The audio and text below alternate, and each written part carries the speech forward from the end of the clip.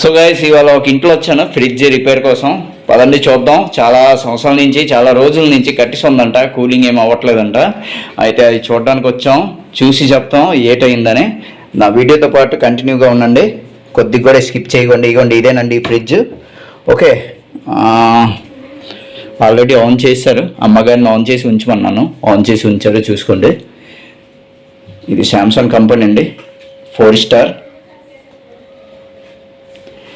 So guys ఇప్పుడు on door open చేయబోతున్నాం. Oh my God, అలా అయ్యారా? ఇవ్వండి ఎలా ఉందండి.